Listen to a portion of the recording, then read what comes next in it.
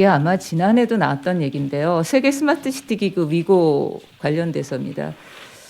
이것도 좀 뼈아픈 그런 우리 정책 뭐 이런 건데요. 그 2010년 당시에 필요한 저는 행동이었다고 생각을 합니다. 그때 ICT 기술 활용 한참 우리 이슈화 됐을 거고 서울시에서도 대응하고 준비하는 게 맞습니다. 그래서 정자정부 분야 교류도 하고 그때 당시에는 아마 효과가 있었을 거라고 생각을 하고 50여 개 창립회원이 모였으니 적지 않은 규모라고 생각을 합니다. 그리고 뭐 잘 아시다시피 3년마다 의장도시 선출하는데 이제 저희 서울시가 과거에 2010년에 한 번 했고 이번에도 2021년 현 의장도시예요. 근데 뭐 너무 잘 아실 겁니다. 지난해 KBS 뉴스 통해서 무급으로 전환될 예정이었던 사무총장을 뜬금없이 연봉 1억 2천 채용 공고가 나갑니다. 그리고 그것뿐만 아니라 오 시장의 측근에 아내 되는 분이 채용이 됐습니다. 근데요, 뭐 논란이긴 하지만 뭐 시에서 무급으로 전환을 고민했던 거는 8년 동안 70억 원을 가까이를 지원을 했는데 효과가 없었고 드러나는 어떤 성과가 없었기 때문이었어요. 하지만 뭐 그래요. 실력이 출중하신 총장님이 오셔서 연봉 1억 2천이 아깝지 않은 어떤 결과물을 보여주셨다면 이 부분에 대해서 아마 지적이 나오지 않았을 거라고 본의원은 생각을 합니다. 지금도 연평균 8억 가까이 지원을 해요. 그렇죠? 네. 그중에 총장 급여가 1억 2천.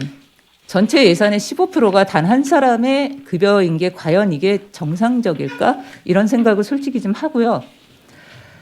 능력이 출중해서 아까 말씀드렸듯이 뭐 기구를 발전시킨다면 이해할 수 있습니다. 그래서 지난 1년 동안 어떻게 됐나 이렇게 쭉 봤는데요.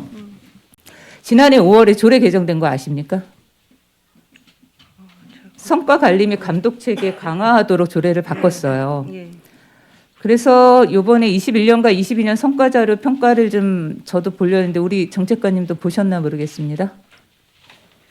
조례에 근거하면 성과 평가는 적정성만 평가하는 게 아니라 평가 지표를 개발을 해서 지원관님 PC 음소거하셔야 될 것 같습니다.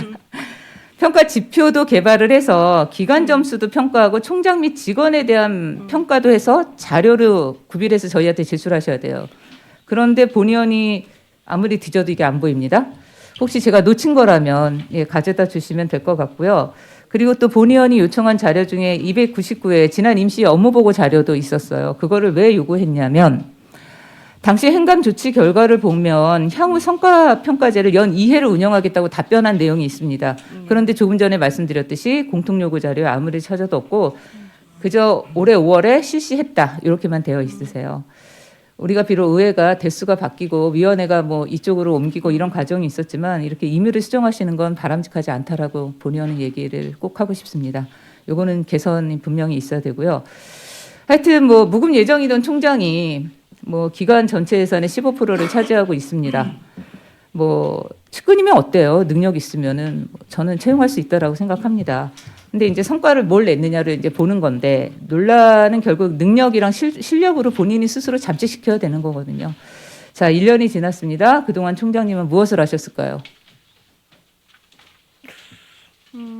일단 이제 인건비에 관련된 사항은 아까 이제 인건비 비중이 많다고 하셨는데요.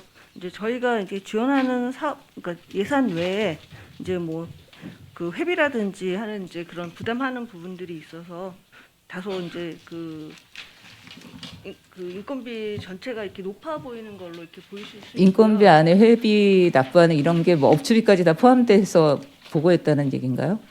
아니요. 그러니까 저희가 이제 저기 위고에다가 지원하는 금액 외에 회비로 이제 그 사업을 추진하는 경우가 있기 때문에 전체 그 예산 규모에서 인건비가 그렇게 절대적으로 많지는 않을 거라는 이제 말씀을 드리고요. 그동안에 이제 그 총장님이 오셔서 그동안 했던 사업을 보면은 일단 신규 회원들을 좀 확보를 하셨고요. 그다음에 이제 저희 뭐 이렇게 세미나라든지 그 교육 같은 것도 이렇게 지속적으로 지금 추진하고 있고, 그다음에 그 청년 대상으로 해서 그 스마트 시티 챔피언스 프로그램 하면서 청년 대상 그런 이렇게 스마트 시티 역량 강화 프로그램 운영해서 이제 국내 청년이 한 569명이 같이 참여해서 12주간 이제 강의하고 워크숍하고 그거는 일반적인 미스터 기관에서도 다 하는 정도의 내용이고요. 예, 알겠습니다. 거기까지 하시고 그 미국의 운영 예산 들여다보면 인건비, 사무관리비, 업무추진비, 사업비 등 전액 지금 시에서 지원하고 있어요. 근데 지금 조금 전에 우리 총장님이 뭘 하셨냐 그랬더니 신규 회원 확보하셨다 그러는데 우리가 지금 의장국이란 말입니다. 예. 근데 전체적으로 회원들의 회비 납부 징수율이 굉장히 낮았어요. 그래서도 여기에 대해서 개선이 필요하다는 말이 계속 나왔는데 어떻게 신규 회원을 확보를 했는데 지난해보다 4% 감소하죠? 제가 데이터를 잘못 보고 있는 겁니까? 그 이제 회비를 그해 바로 내는 건 아니고 다음 해에 낸다고 합니다. 그럼 내년에는 좀 늘겠네요. 예, 그렇다고. 이렇게 회비 납부가 저조하니까 서울시에서 전액 지금 이렇게 지원하고 있고 그래서 저희가 더 들여다보게 되는 거는 맞습니다. 하여튼 우리가 의장국이고 지금 현재 하여튼 회비 징수율이 25%가 채 안 되니 이 기구의 어떤 위상, 역할 여기에 대한 고민을 아니 할 수가 없다라는 말씀을 드리는 겁니다. 그리고 뭐 위원회 공통자료, 요구자료 이렇게 쭉 봤는데요. 뭐 38번에 최근 3년간 뭐 각종 기념품, 상품권 구입 내역 뭐 이런 것도 좀 보고 쭉 봤는데 총장 업추비 내역은 공통자료에 제출을 안 하신 겁니까? 총장님도 업추비 있으시죠? 근데 공통자료에서 본 의원이 못 찾은 건지 모르겠습니다. 제가 못 찾은 거라면 말씀을 따로 해주시고 공통자료에 누락됐다면 포함을 안 시켰다면 예 따로 제출을 좀 해주시고 예. 총장님도 혹시 외부 강의 나가시는지 그것도 같이 네. 체크해서 제출해 주시고 예. 하여튼 요 위고에 대해서는 이번 예산 심의할 때 좀 심도 있게 살펴보겠습니다. 그러니까 이 부분에 대해서 자료를 많이 가져다 주셔야만 아마 예산 심의할 때 제가 참고할 수 있을 겁니다. 아셨죠? 예, 알겠습니다. 여기까지 하겠습니다. 이상입니다. 네, 이민석 의원.